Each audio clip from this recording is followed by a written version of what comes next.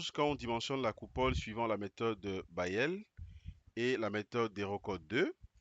Est-ce que l'ingénieur doit procéder de la même façon? Quels sont les éléments que l'ingénieur doit toucher ou à ne pas toucher en suivant la méthode Hérocode 2? Les amis, bienvenue sur Jinkonga Tutoriel, votre chaîne de référence pour tous vos problèmes liés dans le domaine du génie civil. Nous allons continuer nos séries de formations ce soir. Nous allons donc enchaîner le même projet, le projet d'un réservoir cylindrique enterré. Nous avions terminé la partie concernant la méthode de Bayel et là nous sommes en train d'achever avec la méthode Hérocode 2. Alors ce soir nous allons voir ensemble avec vous la partie concernant la coupole. Comment l'ingénieur sera à mesure donc de dimensionner, d'abord de vérifier en fait la cartographie de ces projets, de la coupole, enfin de passer au dimensionnement. Est-ce que la méthode reste la même ou bien il y a d'autres éléments que l'ingénieur ne peut pas considérer tout en utilisant la méthode, comme je l'ai dit, la norme Hérocode 2.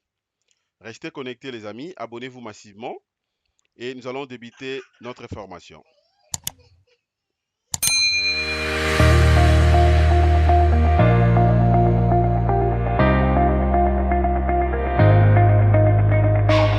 Audio Jungle.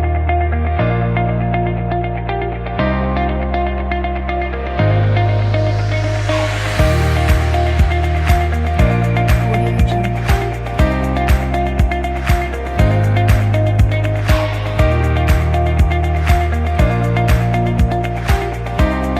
Audio Jungle.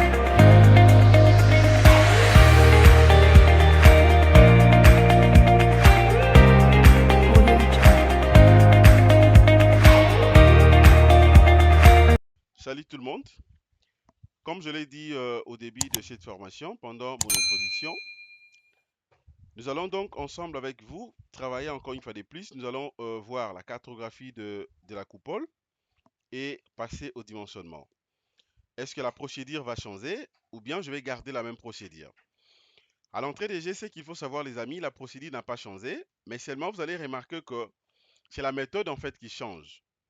La méthode change par rapport justement à la norme. Comme vous le savez, précédemment, on avait dimensionné la coupole suivant la norme Bayel, mais là, je suis en train de la dimensionner suivant la norme Hérocode 2. Cependant, la procédure reste la même. Alors, ce que je fais maintenant, c'est quoi? Je vais commencer d'abord par la sélection. Je ferme. Je vais chercher comment sélectionner rapidement la coupole. Étant donné que la coupole est composée par des panneaux, est constituée par des panneaux, et donc à ce niveau, je vais sélectionner directement le panneau 34 qui compose en fait la coupole. Alors, je peux aussi l'isoler. L'isolement, c'est très bien parce que vous aurez la possibilité au moins de bien voir les projets tout entiers. Alors, maintenant, à ce niveau, comment je vais faire?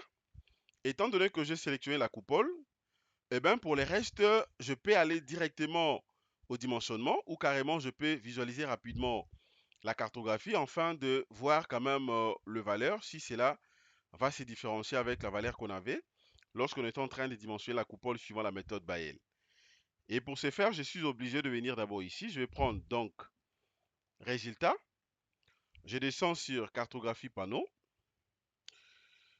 Alors, à ce niveau, je peux vérifier d'abord les moments suivant la direction des X. Je clique sur valeur et puis cartographie.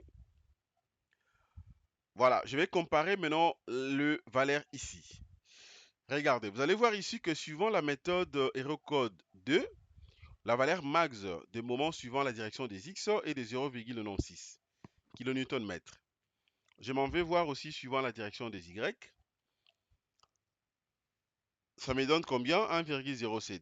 Vous voyez, donc c'est à peu près, c'est presque identique. Alors, suivant X, Y, ça sera combien? 0,54. Ok. Bon, maintenant je vais vérifier également rapidement. Je vais voir un trick. Je vais faire une coupe. Question de me rassurer au moins que le comportement de la coupole sera aussi bien. Alors, pour ce faire, je viens là. Je vais prendre résultat. OK? Coupe sur panneau. Alors, coupe sur panneau, vous avez d'abord la définition, coupe, détail, extrême. Je peux aller jusqu'à paramètres. OK? Je vais d'abord vérifier la surface pour contrainte supérieure.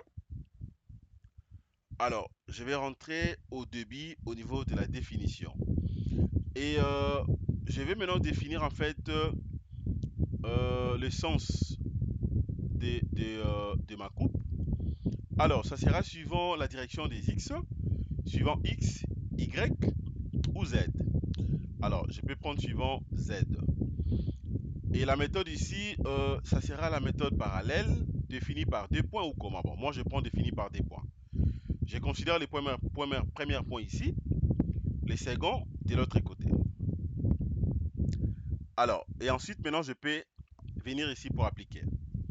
Dès que j'applique, je vérifie d'abord les diagrammes. Alors, je peux rentrer tout au début là. Ok. Voilà. Dès que je fais ça, ça me donne déjà la valeur, ok, de l'intégralité ici. La valeur de l'intégrale, en réalité, c'est 0,-0,70 kN par mètre. 0,-0, non, c'est moins 0,70 kN mètre. Coupe AA. Donc, attendez, je peux voir aussi de l'autre côté. En termes des contraintes, voilà, j'obtiens aussi les éléments nécessaires. Bon, je m'en vais rapidement. À part ça, je peux également changer des méthodologies. Je peux vérifier encore suivant les 3 points. Premier point, je considère ça ici. Le deuxième point là. Le troisième de l'autre côté. Et j'applique. Voilà. Dans l'autre sens, ça me donne quoi ici? Ça, c'est suivant la direction voilà, Y, Z. Je vais le faire suivant la direction des X. Alors, je peux rentrer ici, je supprime les tout et j'applique. OK. Je viens là, je vais définir encore. Je prends des axes, je le fais d'abord ici au milieu et jusque là et j'applique. Voilà. Vous allez remarquer que la valeur de l'intégrale ici aussi diminue. Maintenant, la valeur est de moins 0,51 kN/m. Vous voyez? En faisant bien sûr la coupe justement au milieu. Donc, les amis, à travers justement cette option, ou bien je dirais cet onglet, vous serez donc à mesure de visualiser plein d'éléments ici. Je peux voir tout ce que je veux. Bon, je supprime encore, je clique sur appliquer. Alors, concernant les dimensionnements, c'est exactement comme j'avais dit là, donc la procédure n'a pas changé. Si vous voulez dimensionner la coupole, alors c'est juste question de procéder comme on avait fait lorsqu'on était en train de dimensionner, lorsqu'on avait dimensionné la coupole suivant la méthode de Bayel. La même procédure. D'abord, je vais sélectionner la coupole. Sélectionne ça en faisant justement CTRL, CTRL A. OK. Sélectionnez les tout. CTRL A. Sélectionne les tout. Je viens sur dimensionnement. Vous allez cliquer d'abord sur paramètres réglementaires. Définir un nouveau type de ferraillage. Et là, ça sera maintenant coupole. Voilà. Coupole dimensionnée suivant la norme Eurocode 2. OK. Et ensuite, maintenant là, vous allez définir aussi le matériau. Le béton, ça sera béton 25, poids volumique 2500. Poids volumique 2500. OK. Alors, classe du ciment, je vais laisser toujours le N, OK, tel que défini par défaut. De l'autre côté également, je n'ai pas modifié. Là, vous prenez haute adhérence 400 et puis ajouter. OK. Ajouter et ensuite, vous allez venir ici afin de confirmer ça. Voilà, afin de les confirmer. C'est bon.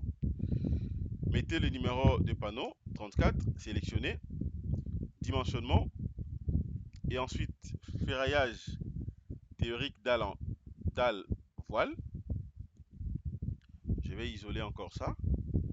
Je mets le numéro 34 ici. calculer. Voilà, je vais calculer.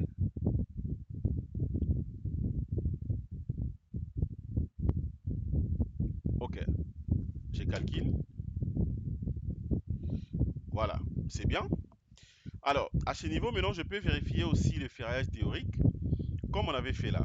Si je vais voir, par exemple, la section d'armature, suivant la direction positive des X, je vais cocher ça. Je viens là, j'applique. Voilà, j'applique. Et ça me donne quasiment les tout. Ok? Ok. Donc, pour les restes de dimensionnement, vous savez ce qu'il faut faire. Je pense qu'on peut s'arrêter à ces niveaux. Pour achever le dimensionnement jusqu'à obtenir le plan d'exécution, il faudrait que vous puissiez venir ici, ferraillage réel, élément béton armé, et vous allez paramétrer jusqu'à tel point que vous allez le dimensionner. Voilà, les amis, c'est ce que je voulais vous partager rapidement concernant la formation. C'est pour dire que la procédure n'a pas changé. Même suivant la méthode Bayel, tout comme HeroCode 2, rien n'a changé en termes de procédure. Mais néanmoins, la norme change. Voilà, merci, excellente journée, au revoir.